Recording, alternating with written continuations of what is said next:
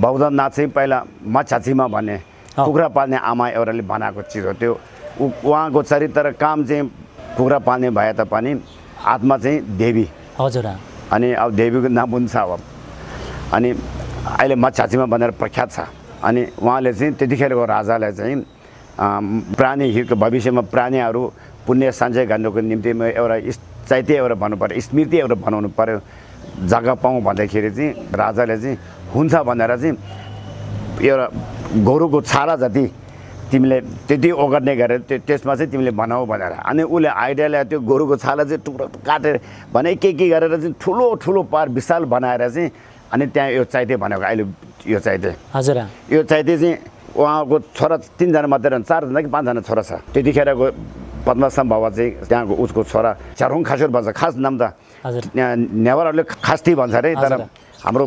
बेतमा चाहिँ चारुङ खासुर भन्छ चारुङ खासुर भनेको चाहिँ चा भनेको चाहिँ काम रुङ भनेको चाहिँ हुन्छ भनेको खासुर भनेको राजाले वचन दिएको भनेर चारुङ खासुर अहिले चारुङ छुटिन भन्छ कि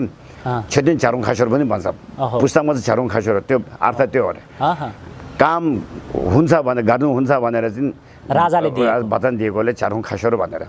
अनि उसले त्यो गोरुको छाला चाहिँ विशाल भनेर ठुलो भनेर चाहिँ अहिले यो चैत्य बनाएको 4 वर्षसम्म भन्दाखेरि पुरा सकेन अनि आमा अब महापरिनिर्वाण हुने बेला भयो बित्ने बेला भयो अनि उहाँले चाहिँ वचनदार छोरा हामीले यतिसम्म भने अब तिमीहरू 3-4 जना मिले छोराहरू मिलेर चाहिँ यो सबै बनाएर चाहिँ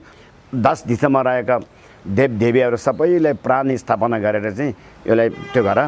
अनि तिमीहरू आफ्नो खुसीले प्रार्थना गर भनेर भन्नुभएको अनि 3 जना छोरा आमाले गरेको काम भनेर चाहिँ छोरा 7 वर्ष लागेको भन्छ अनि यो चैत्य बनाइसकेपछि साक्षात रूपमा आकाशबाट चाहिँ देवदेवीहरू बोधिसत्वहरू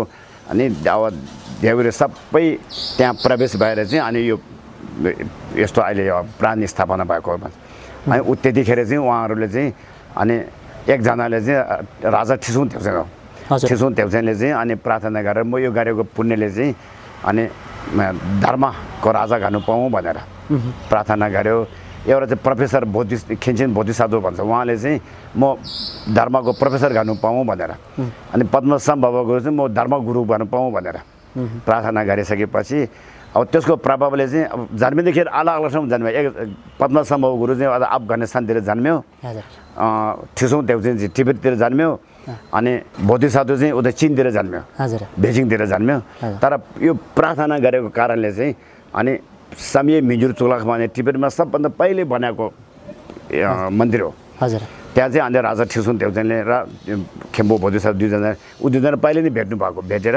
अनि बनाउँदाखेरि दिउँसो मान्छेले बनाउने बेलुका भूत प्रेतले पुरै भत्काइदिने भन्नु नसक्दाखेरि खेम्बो बोधिसाधुले चाहिँ आध्यात्मिकबाट हेर्दाखेरि चाहिँ अनि पद्मसम बाबु गुरु चाहिँ यसो त्यतिखेर नालन्दा विश्वविद्यालयमा छ क्यारे अनि त्यहाँ उहाँ बोलाएर चाहिँ उहाँले आएर चाहिँ बनायो भने सक्छ नभए सक्दैन भनेर अनि उहाँले निर्माण गर्दाखेरि अनि उहाँ आउनुभएको आएर चाहिँ त्यहाँ 3 जना भेटेर चाहिँ अनि गुरु पद्मसम बाबाले सबै भूत प्रेतहरूले पन्छाएर चाहिँ उहाँको शक्तिले चाहिँ अनि समय मिजुर चुलाखाङ चाहिँ के अरे मान्छेले बनाएको होइन कि उम्रेको जस्तो हो भनेर भन्ने प्रकार छ।